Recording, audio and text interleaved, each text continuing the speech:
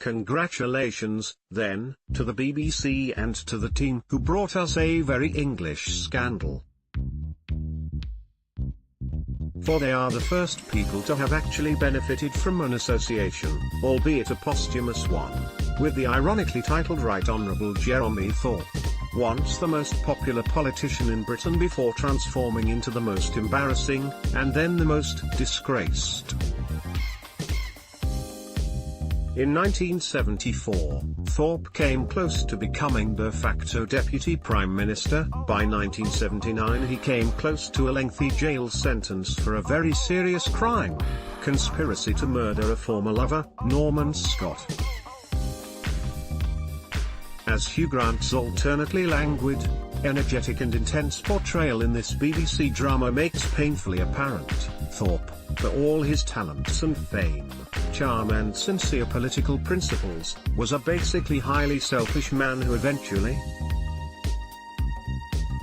damaged everyone who came into contact with him: his family, friends, boyfriends, parliamentary colleagues, the entire Liberal Party, business acquaintances, financial benefactors, alleged co-conspirators to murder, no less, and, most grievously of all, Scott.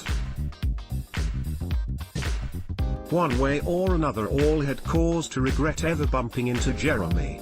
Thorpe's remains a scarcely believable parable of hubris and self-destruction, his reputation left permanently marred and disgraced.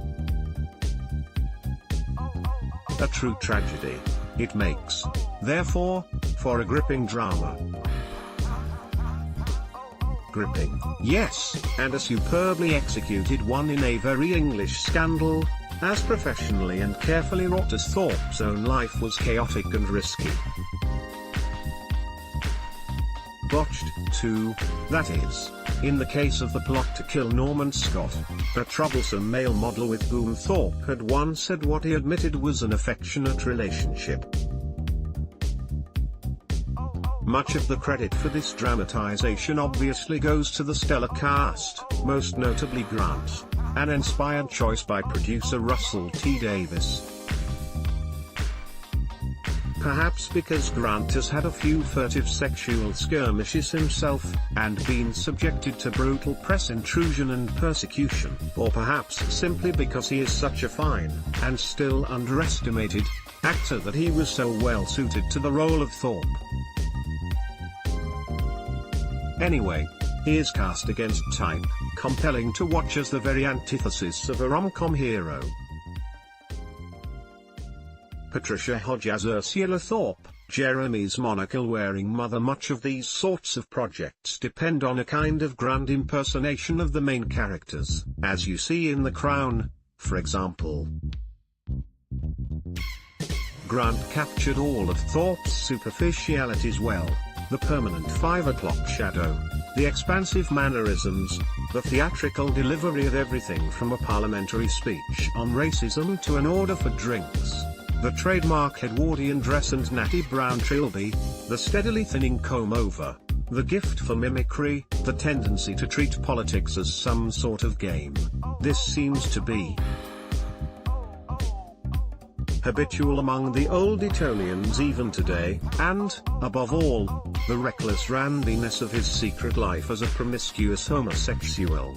Thorpe's tastes, if anything, are underplayed in the film, as they ran from the aristocracy to rough trade, the subjects of his desires, short and long term, most being the recipients of highly compromising billets due on House of Commons notepaper.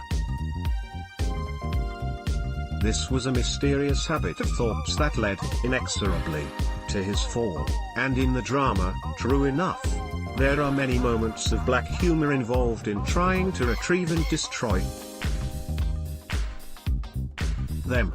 Ben Whishaw is pitifully believable as Norman Scott. Stylistically, all of this was complemented by the minute attention to period detail, even down to the Clarendon typeface used in the titles.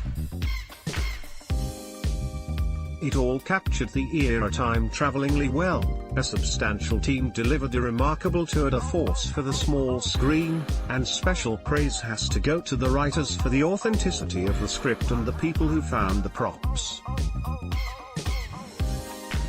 My only complaint being that Thorpe's stashing Series E Sunbeam rapier car was missing in the early scenes. Some say there wasn't much more to Thorpe than the superficial, but, at the end of this first episode of 3, on the threshold of the conspiracy and the fall from grace, we glimpsed something